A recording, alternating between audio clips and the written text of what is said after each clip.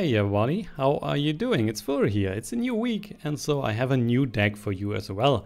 Today I will present to you Token Mage. Token Mage is similar to Token Crusader, a deck that is featuring a lot of small creatures, a lot of creatures that are spawning through other cards or through other creatures and that are then getting buffed through various buffing cards, like for example the Divine Fervor here, ongoing support card costing 5, friendly creatures have +1/+1, pretty strong card, and it used to be even at 4 a long time ago at the start of the open beta where everyone kind of was playing tokens, so used to be an even stronger card than it is right now, but still very good. Then also you have of course a Resolute Ally, summon, give other friendly creatures in this lane +1/+1 if the top card in your deck is yellow.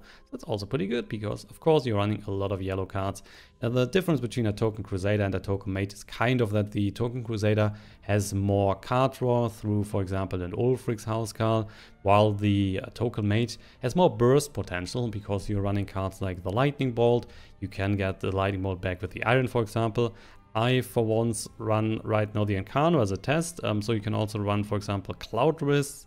Not Cloudrest, sorry, the Clockwork Apostle. Cloudrest is a different card, so the Clockwork Apostle dealing or giving another creature +4/+4, that would be then kind of like dealing 4 extra damage. And you also have the Dawnbreaker, which is similar, so give a creature +4/+4.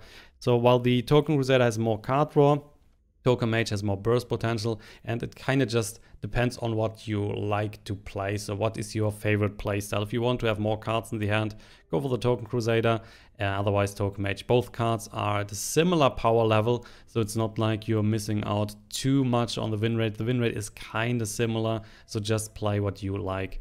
The decks are also relatively similar in the build, so if you just look at other Token Mage decks or other Token Crusader decks, you will see that potentially at least 80 to 90% of the cards should be the same. So you're always having Marked Man, you're always having a Scouting Patrol, you're always having a Bruma, you have a Legion Trainer, and you need to run these because these are the core cards of a token deck. Because if you're not playing a Marked Man, you're kind of just missing out on the extra unit that you can create, and you want more units. You want to have a board full of creatures, and you can just do that with cards like a Marked Man with a Scouting Patrol that is then spawning 1 creature on each lane. So that is totally helping you as soon as you have the option to buff the creatures. So having then a board full of small creatures, hopefully you're able to buff them, and then you push so much power in your opponent's face that you normally win the game between, you can even win on turn 5, so between turn 5 and 8 is normally your time to shine.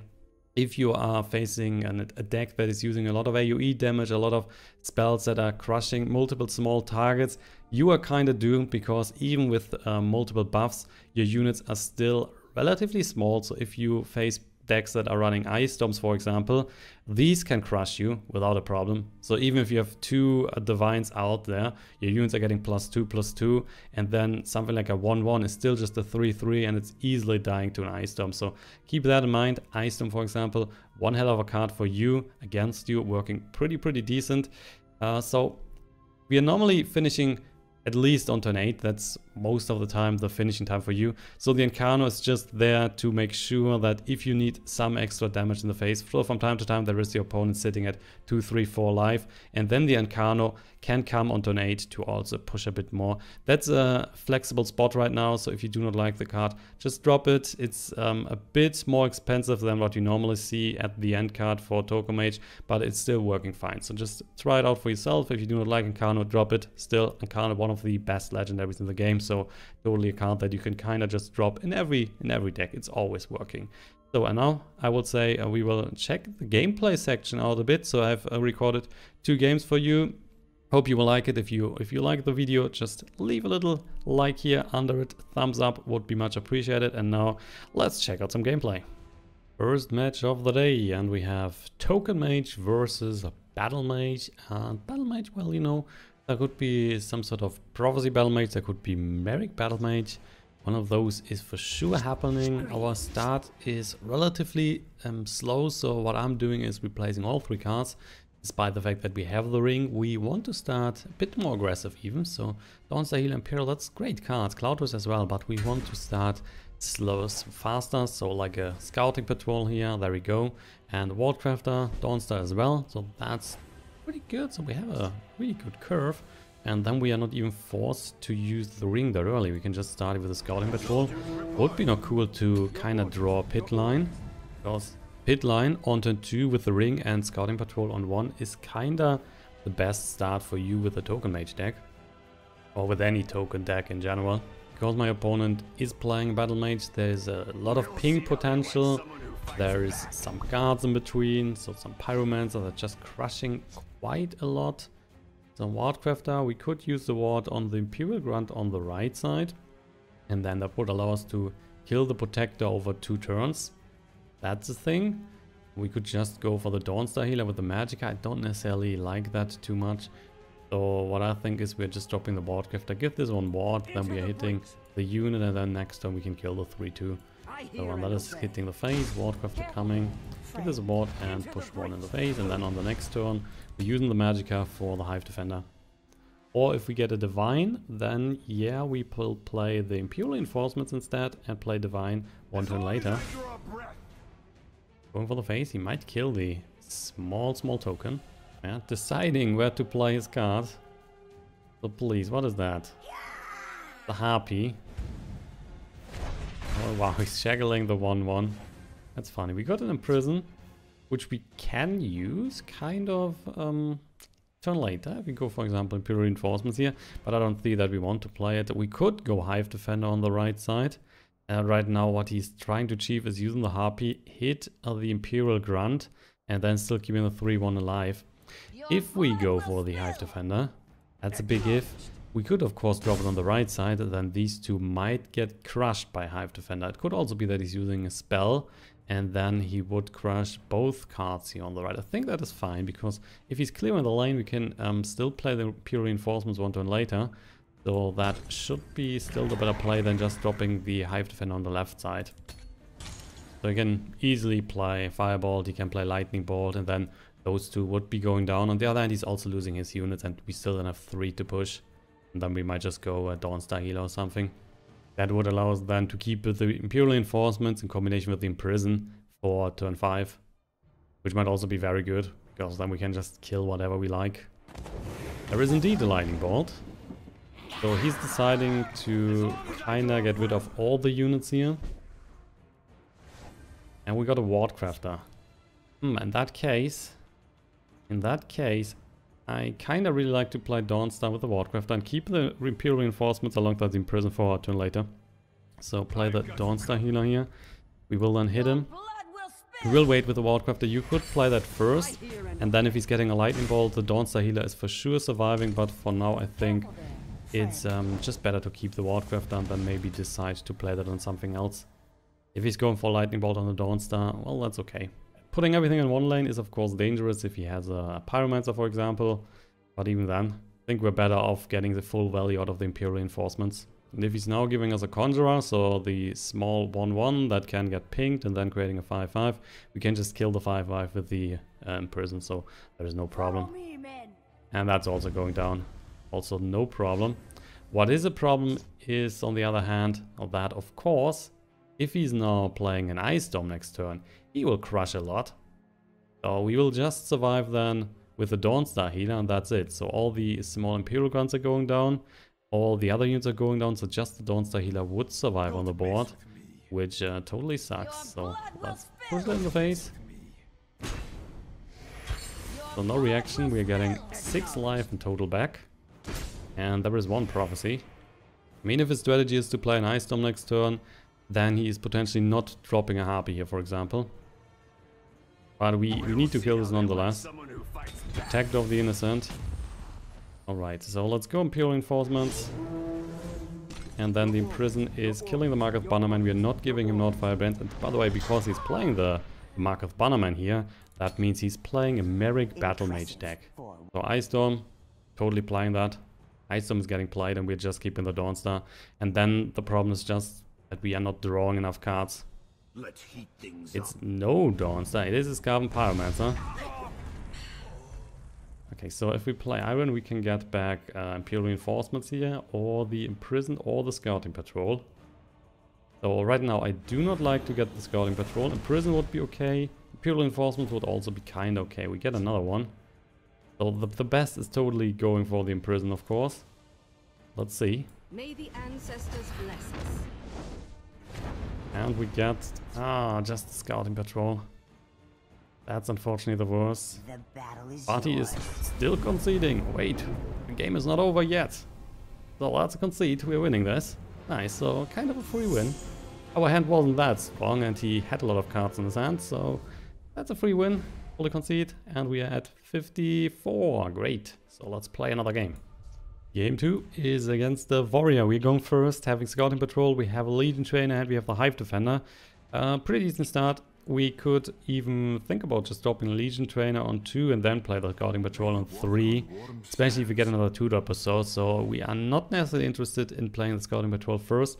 We will see what's happening here with the rest of the cards. So I lost also... Ooh, that's on the other hand pretty good if we just drop this and then go Result. Yeah, then Scouting Patrol.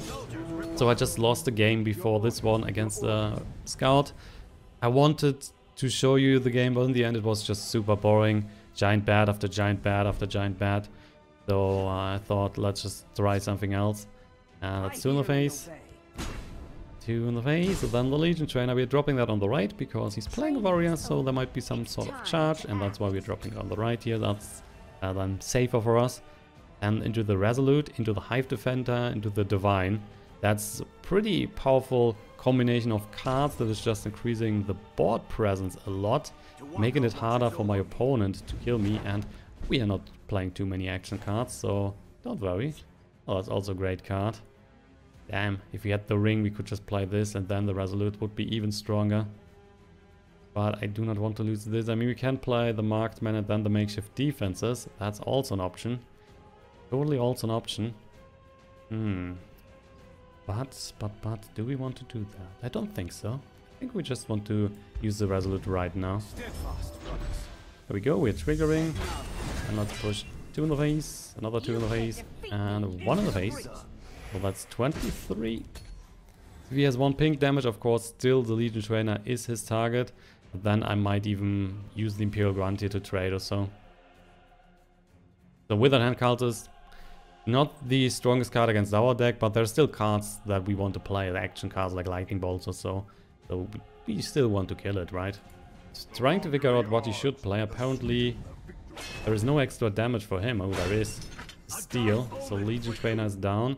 Well, in that case, sir, I totally want to kill the Withered Hand Cultist. And we also just got another Legion Trainer. Interesting. So there is a 5/3 here, which is dangerous for me. So we could just play Legion Trainer, Marked Man, or we are just playing the Hive Defender here, and then the 5/3 is running into that. There's also an option next turn, then Divine, and then Legion Trainer, Marked Man. Good stuff, good stuff. The other option is just playing Legion Trainer, Marked Man right now, and then play the Divine on 5, and then we have more units. Wouldn't be too bad either. So that would be a buff. Yeah, so I think we are just hitting this and go Hive Defender for now. So that's then another 2 in the face. We're also going for the 1. Give him that. Hive Defender dropping on the right side. Which should be normally enough to kill the 5/3. If he's dropping another weapon on the Dragentail Savior, yeah, then we can just use the 2 here to trade. And then we might even not play the Divine this turn and just go for the units, play the Divine 1 turn later. So he's going for the 5. Which is a Sova of Revenge. That's a big creature. So I hope you like the Divine. Because I do. So let's 2 in the face. Then we can kill the Sova. Still keeping this alive. We are losing 2 units, which is fine. Plus we get 5 in the face. That's another card for me. Imprison. Yeah, Imprison's good. So we should be able to keep this alive, and then we can just drop 1, 2, 3 yellow creatures, and Imprison's triggering. Plus that is costing us a total of 6, and we have 6 next turn. So looking good. Just as long as the Imperial Grunt is surviving. If the Imperial Grunt is going down, well, shit happens. Then we have a bit of a tougher turn. But then probably play Imprison 1 turn later. Candlelight Brawler. Okay, so the 5 is down. And there is another Divine. That's pretty strong. Yeah, that's pretty damn strong. Training Legion is Trainer. It's time. Then the Marked Man. Did you hear that? Another Marked Man. We are going for the makeshift defenses on the left. Using the Imprison here on the 5-3. We're pushing 2 more on the face. And because another Divine is coming, I also want to drop this makeshift defenses. Plus, of course, we are killing the Candlehearth Brawler relatively easy. So we now have a very strong board. Next turn, Divine is coming, which is just increasing so many units. Even if he's killing the makeshift defenses, we are just having so much power here. And then Wardcrafter, Divine, that's all pretty good. And we're still sitting at 20 life. So looks like he's killing the Divine. But guess what? We still have another one. And the Candlehearth Brawler is still going down. So not too troublesome. Cloudrest, no need, I think. I think we just want to hit the face. I don't care for the Shadow from Priest. Let's go here. And we push more damage in the face. Starting with the Legion Trainer. Then 3. Then another 3. So he's already down to 8. There's more to come. He's down to 4 then. We have the Wardcrafter. With the Wardcrafter we will give this one the ward. And let's be honest, if he's silencing this, then it's still a defeat because there is so much power. So a silencer like an Earthbound Spinner costing 4, Shadow from Priest costing 5, that is too much of his current budget. So he just has 7 Magicka, or 8 if you count the extra one, and that's not cutting it, and that's why we are crushing another opponent. So that's definitely better than Ram Scout or a Scout that's just giving you a lot of Drain Vitalities and Giant Bats. So that's 2-1 then kinda for today, and we are at 59, which is decent. So I might just finish the season in the top 50 or so if I really care, but you know, normally I do not care, so I might just drop in the last couple of days. We will see. So guys, that's the end of today's video. Token Mage still very strong. If you like tokens, just play other Token Mage or Token Crusaders. So depending on what you like, Token Mage is more like a burst deck, more potential with lightning bolts and so, while the Token Crusader has more card draw. So both decks are fine, both decks are working good on the ladder. It just depends what you prefer to play, kind of. And with that, I'm out. I wish you a wonderful start into the week and hope to see you then in the next video. If you have liked the video, also keep a like here under the video, just thumb up, and also you can subscribe to my channel. Much appreciated, guys, and see you then in the next one. Bye bye.